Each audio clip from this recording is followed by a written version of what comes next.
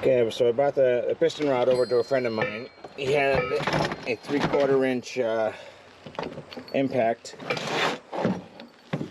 so he was able to break it loose. There was a big hunk of red Loctite on it. That's why it wouldn't come loose.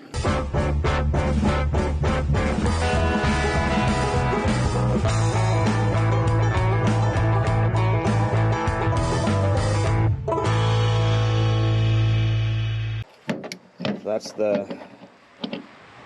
the bolt. Here is the piston. So this sits on here like that. Now, something that I noticed when we took the piston apart is that in trying to get it loose on my own, using a sledgehammer and a wrench, I'm not sure if you can see right here,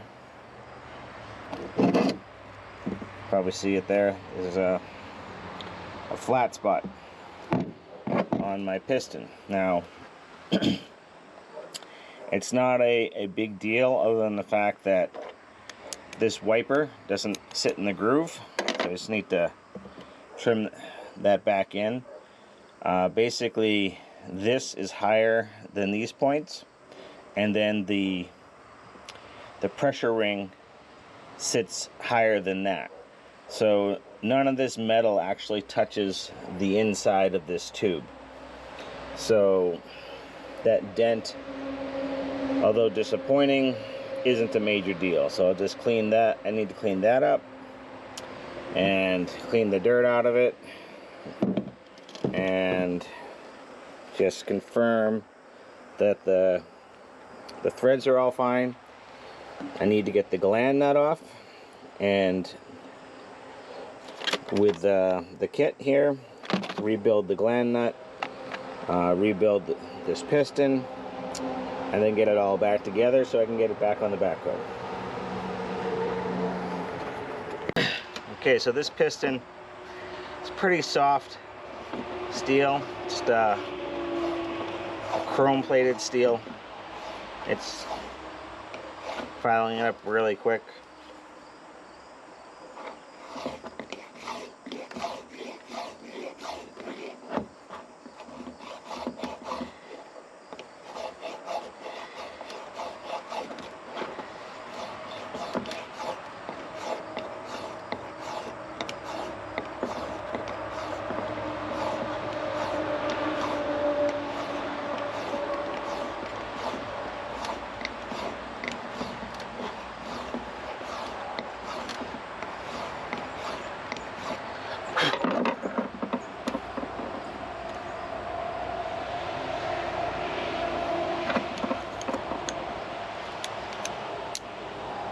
Alright, and now that sits down in the groove like it's supposed to. So it went pretty quick, pretty mild steel, nothing too difficult about that.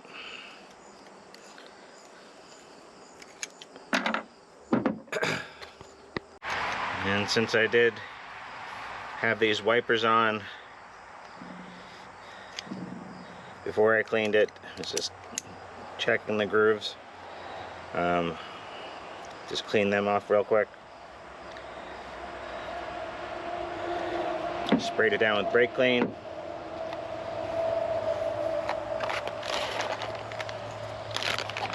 Here's the kit. This kit here is the O-ring that holds the pressure. So there's a backer ring, and then there's the pressure ring. So the backer ring goes on.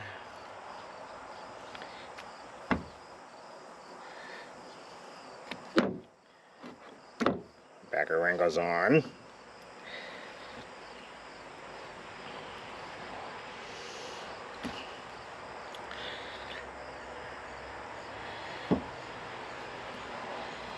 Let's pull this ring off. give it something to sit in. There you go. And then when you get it all situated, you want to make sure that it hasn't rolled. So this will roll to go in, but when you get it in its final home, you want to make sure that it's unrolled and smooth. We just look at that. There's no twists in it. And then this slides down. This one here, it's pretty stiff, so we'll put it in so that it can't fall in.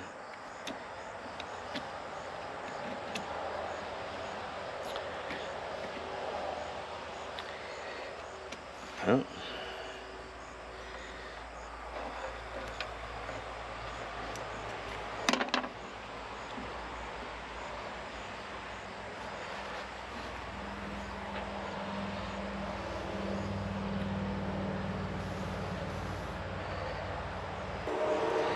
We have just a straight pick to help get it around, just to give it a little bit of stretch. It is very stiff.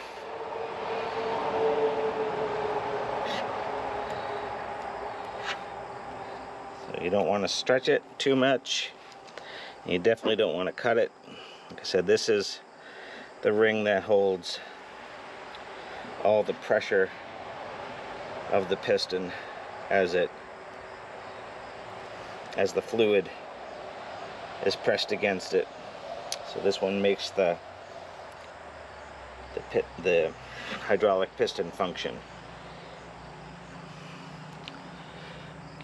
And we're just spinning our wheels right now.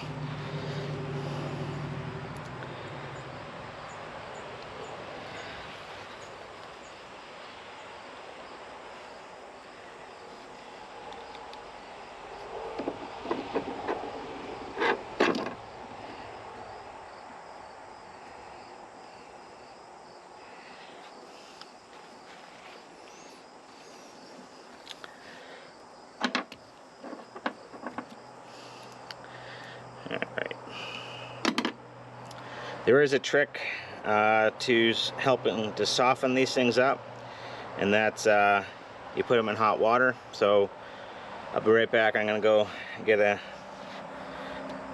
thing on hot water and put this in, let it soak for a few minutes, and see if it will go on easier that way. Okay, so work the gland nut down.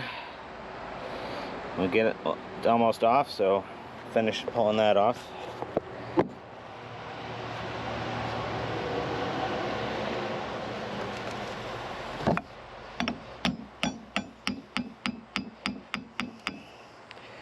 So there is a gland nut.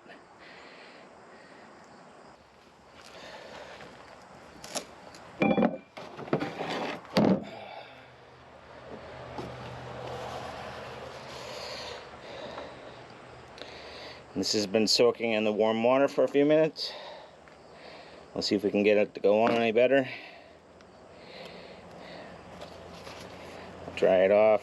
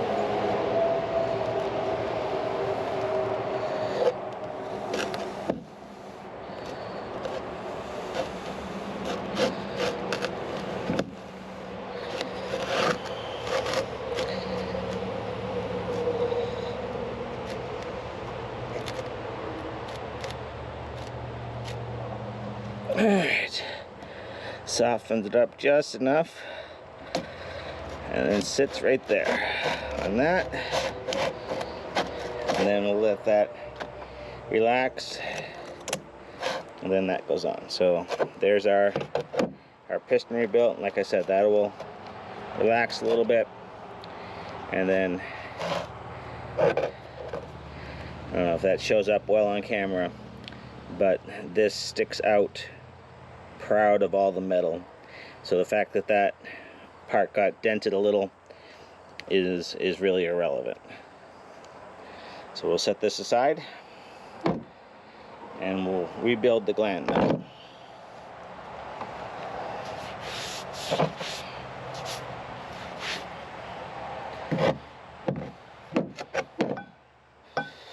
So on the gland nut, there is an O-ring.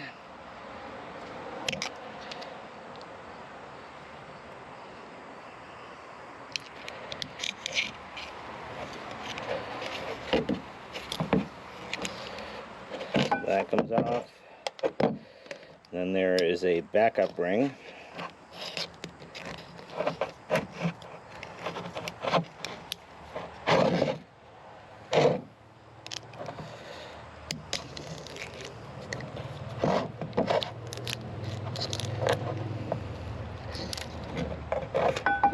Now, the O-ring is round and the backup ring is flat. So this is what holds the pressure, and this just gives this one support.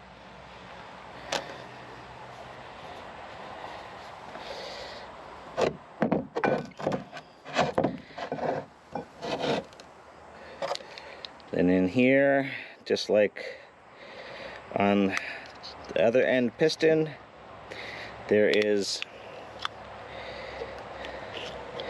a collar that is split. That's just a wiper, so that one comes out fairly easy.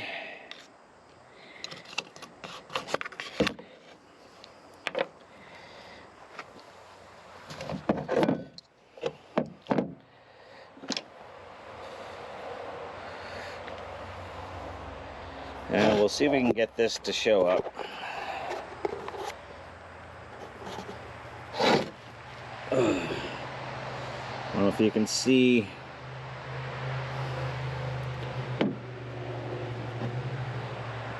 right there at the bottom. See how it's all feathery versus smooth? That's where it was leaking and letting the fluid past.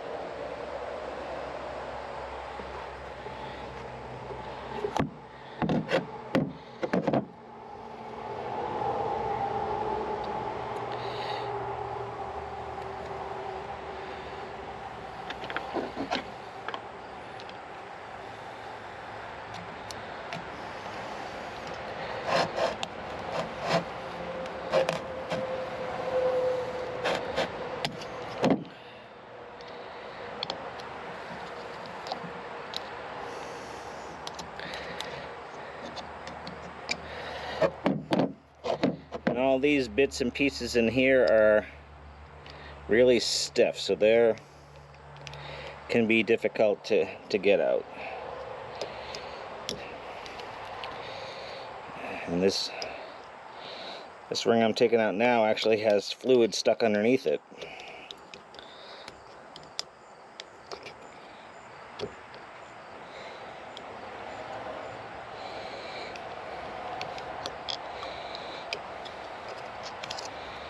Okay, there's that. And you can see this feather here, and then it's totally missing here, so that is blown.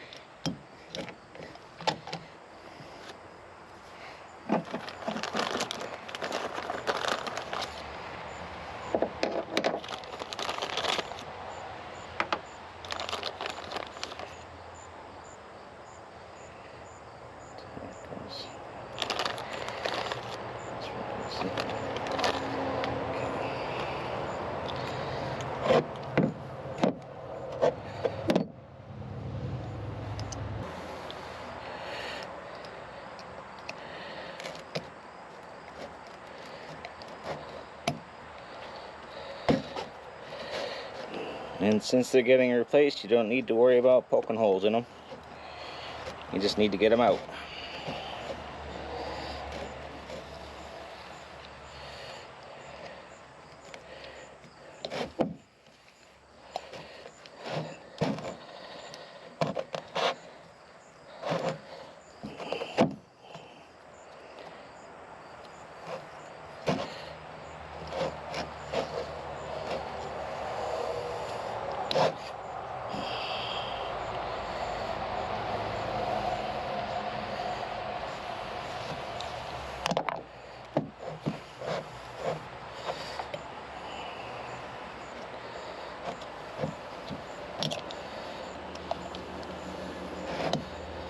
Alright, and then there's that ring out.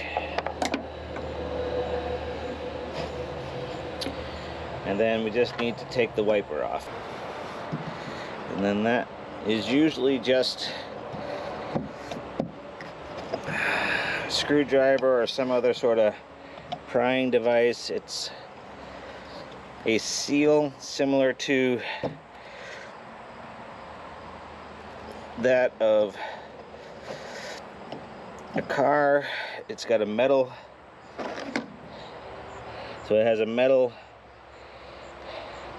ring on it, and then it has the sealing plastic material inside, so you need to pry it to get the metal loose so that it'll come out. So I'll be back after I get that out. Alright, so we have that out now. We gotta clean this up. It's got goop and dirt and everything else on it. So we'll clean this up and get it ready for reassembly. I'll be back after that's done. Alright, so now we're gonna go for reassembly of this thing. Hopefully it goes smooth. So work the rings in. They are stiff. Now here's where you need to be cautious, because unlike this assembly, you don't want to poke holes in these things, because then you've ruined it and you have to get another kit.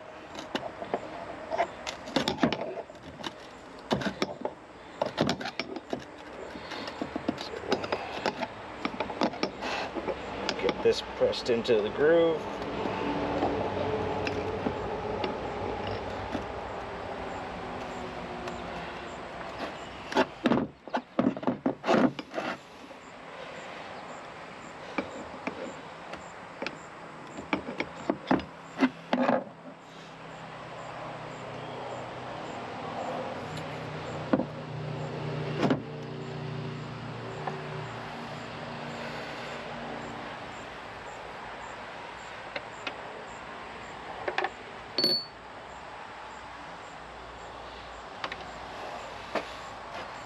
Not sure if this is an updated kit or it's the wrong kit. So far, the first thing I put in is not the same as what I took out.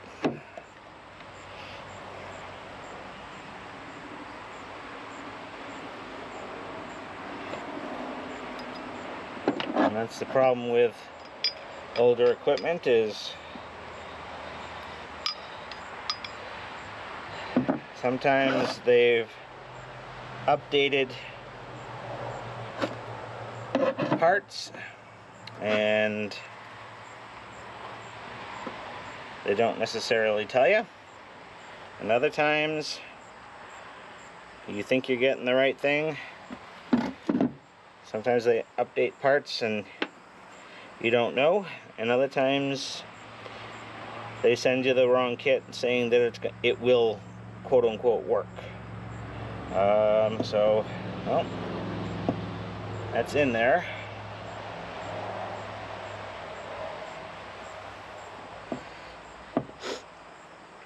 So this one here has the rings, so the ring part goes towards the pressure side. This side's smooth, so this will go towards the outside, and then this tapered section goes towards the pressure, because as the fluid pressure hits it, it will force that taper tighter to the to the shaft, versus if it was this way, the pressure would just spread it and get it away from the shaft.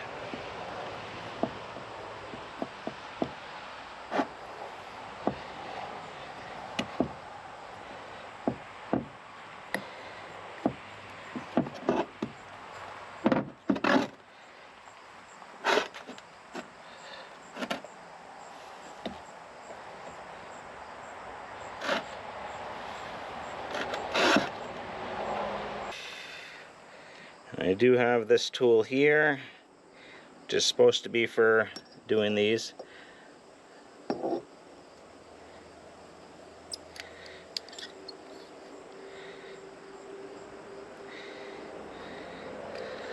So the way this tool works is you place it on, and then you turn the handles. What that does is it turns it into a U to make it easier to put down in.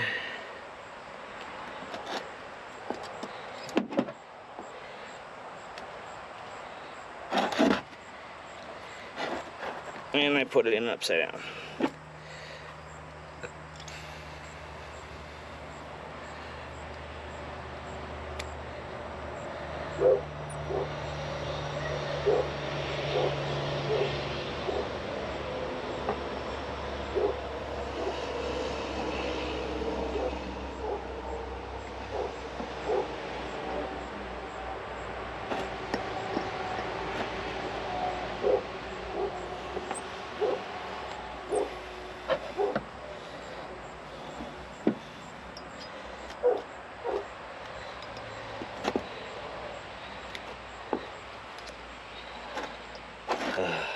That's not this one.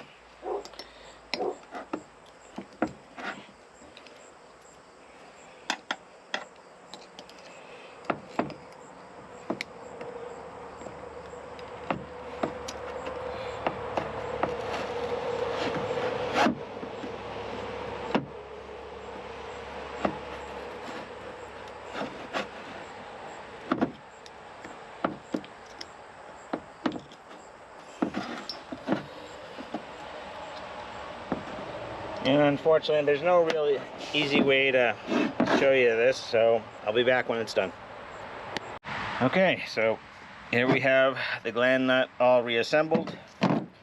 Only thing left to do is to put on the new backer ring and O-ring. So you just slide these down.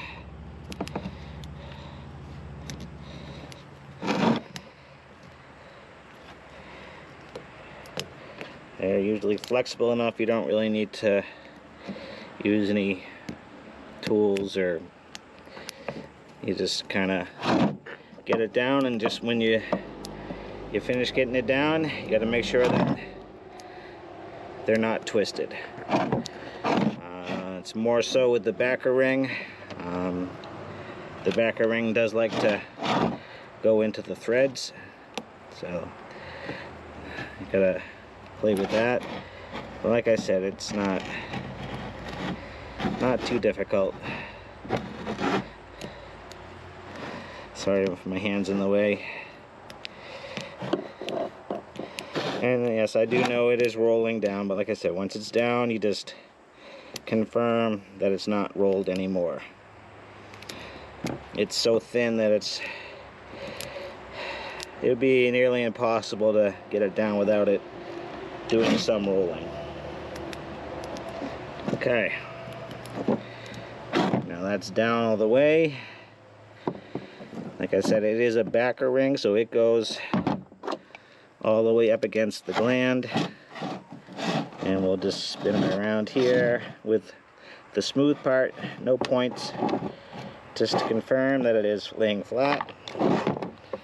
And then we take this O-ring, do the same thing, that goes down. Now our gland is fully assembled. So you want to remember that this is very dry, all new parts. So you want to take a little bit of grease, hydraulic oil, just something petroleum based, so it won't cause a problem when you go to assemble this, and that will just help lube everything and allow it to slide in a little easier.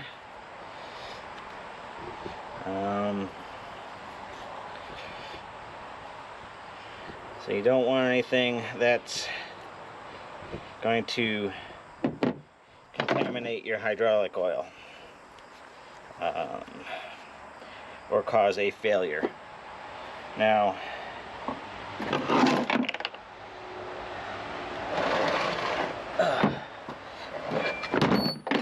this will be extremely tight to go on.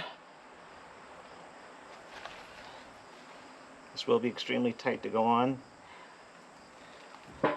So, gotta work it on a little bit, and it goes on, and then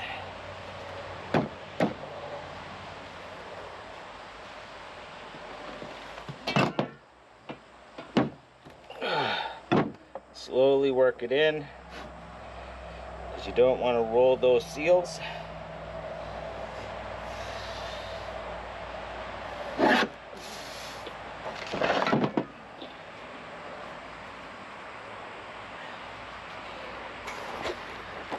Okay, so now the rod is almost to the end of the gland, and so we can continue to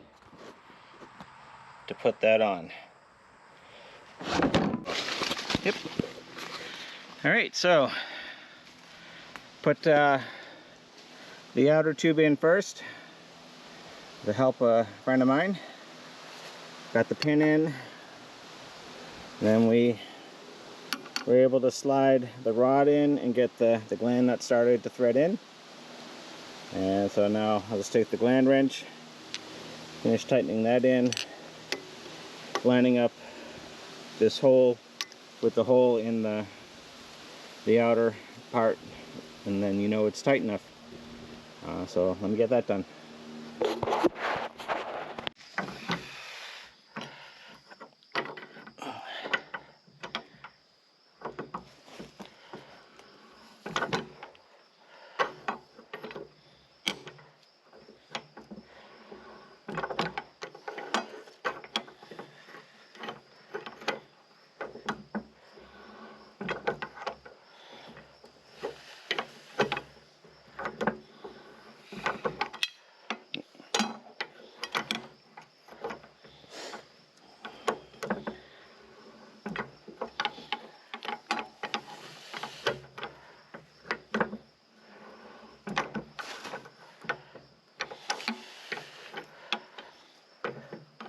Right.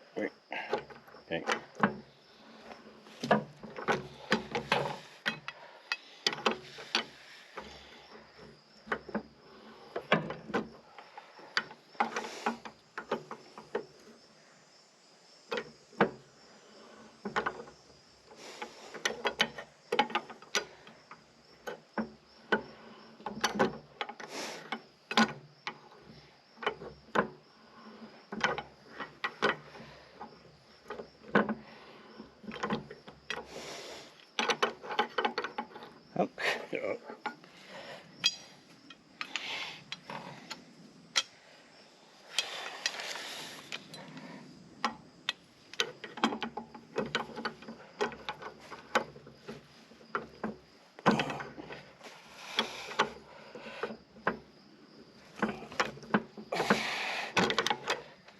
I think it was on the other side over here. It was easier.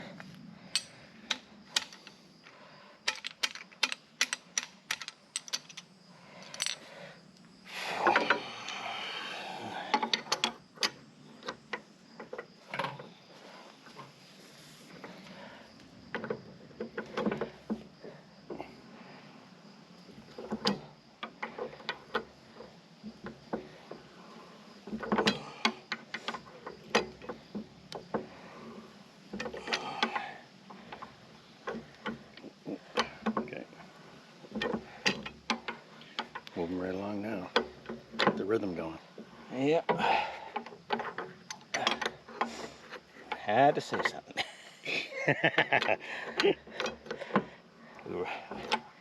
we were sneaking by it.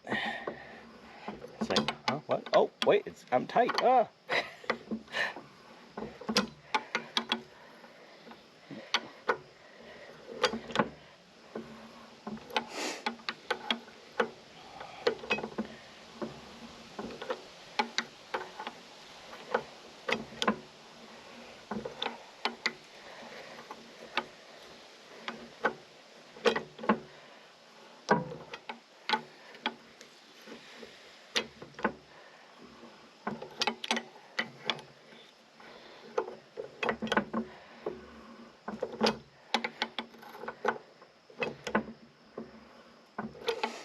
Much easier with two people, I'm sure.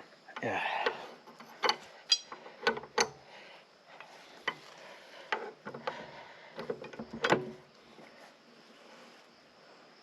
I don't know if we're gonna get around one more time. I don't think so. Let's go up one more.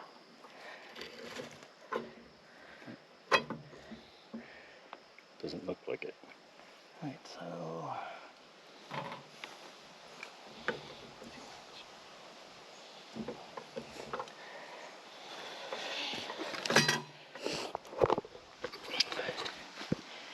alright, so got it tightened down so that the set screw, if you remember, went in. And we'll just put the set screw in. The piston will be reassembled. Just need to reattach the hoses, fire the backhoe up, and bleed the air out of the piston. And that should be back and up and operational. So you guys sit here and scream if it starts blowing hydraulic oil because the hoses aren't tight.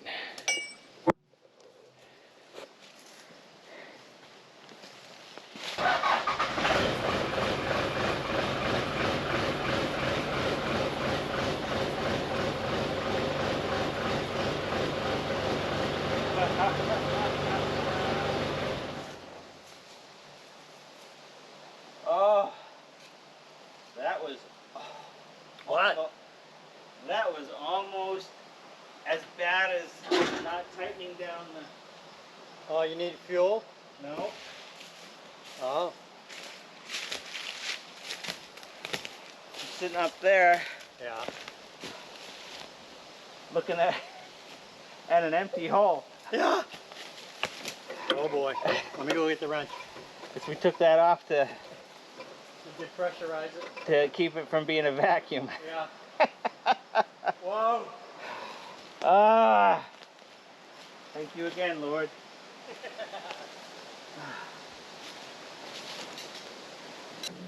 That would have been disastrous.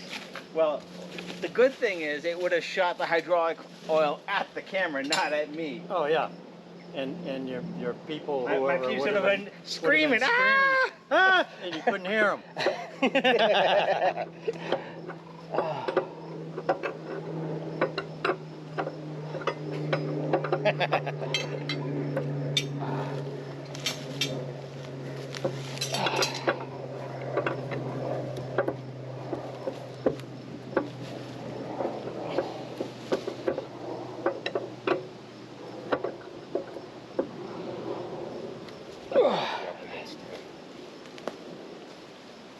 Alright.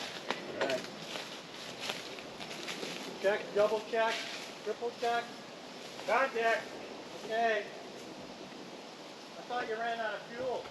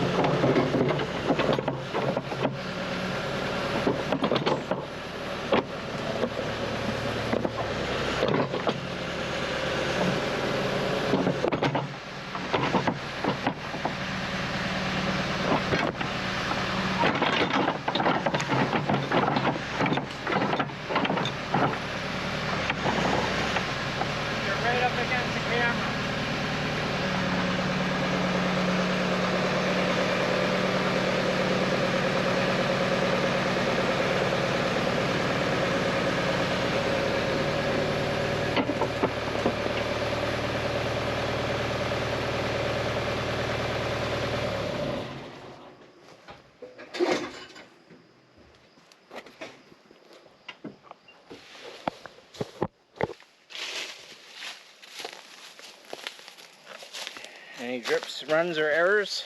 I don't see any.